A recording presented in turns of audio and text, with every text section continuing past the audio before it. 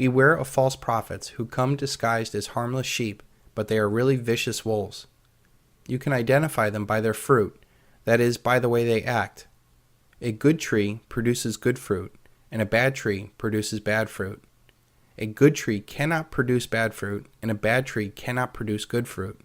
Just as I can identify a tree by its fruit, so you can identify people by their actions. I am sending you out like sheep among wolves.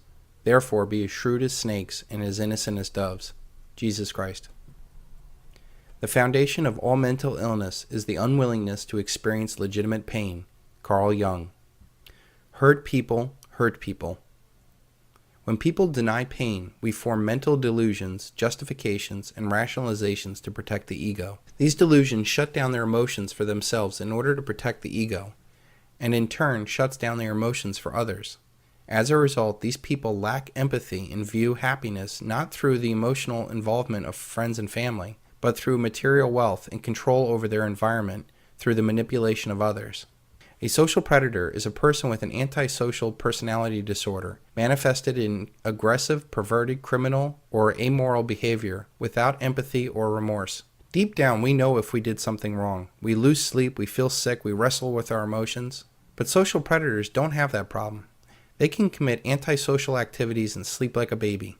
They lack empathy for anyone, much less their victims. They have built a bubble in their mind that justifies all of their actions. This is why juries acquit the most obvious criminals, because they cannot believe that someone is that cunning or that unemotional. This is also why lie detectors don't work on those that are so evil. Their heart doesn't skip a beat or sweat when they are lying.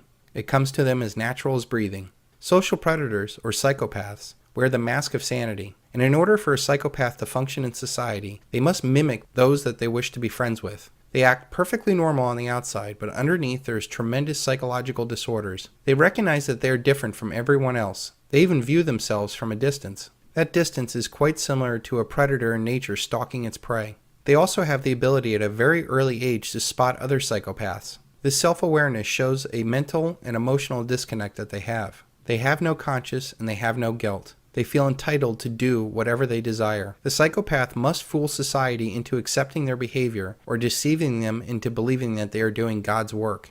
We naturally reveal our sameness to avoid rejection to everybody we meet. We call it relating to one another. In nature, birds would peck other birds to death if that bird had any wounds or blemishes that differentiated themselves from the flock. In the past, strangers were not welcome to the tribe. Unless you were able to prove to people that you were like them, it could mean death. These social predators use this same principle to show their sameness to take advantage of an unsuspecting herd. Sam Vankinen is a self-confessed criminal psychopath that wrote Malignant Self-Love and was the subject of a documentary called I, Psychopath. I like to present a facade of the self-effacing, modest person. I call it in my book false modesty. It's very coarse. It gives other people the impression that I'm underneath it all, I'm human. You are human, aren't you? I firmly believe that you want to believe that, yes. Firmly believe it. The vast majority of psychopaths, like an iceberg, are under the water. And like an iceberg, they are inert. They do nothing. They're just there. They torment their spouse by being unempathic, but they don't beat her or kill her. They bully co-workers, but they don't burn the office. You know, they are not dramatic. They are pernicious. Most psychopaths are subtle. They are more like poison than a knife. And they are more like slow-working poison than cyanide. How do you identify these psychopaths? Here's a checklist that you can use to identify the people that are in your lives and those in power. Do they have glibness, superficial charm? Are they callous, lack of empathy? Do they have a grandiose sense of self-worth? Do they have a parasitic lifestyle that provides no real tangible value to humanity? Do they have pathological lying? Do they live an impulsive lifestyle? Are they cunning and manipulative? Are they irresponsible? Do they lack remorse or guilt? Do they have many transitory relationships?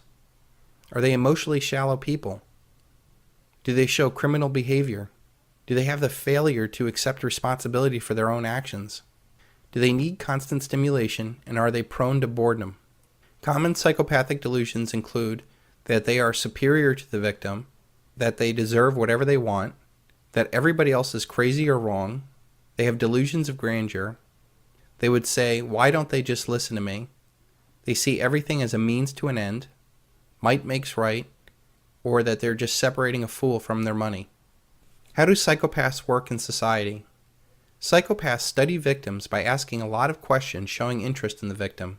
They do this not because they care, but they are trying to see how best to take advantage of the victim, like a cat to a mouse.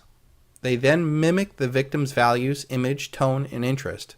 They come on strong, showering the victim with compliments and engaging talk.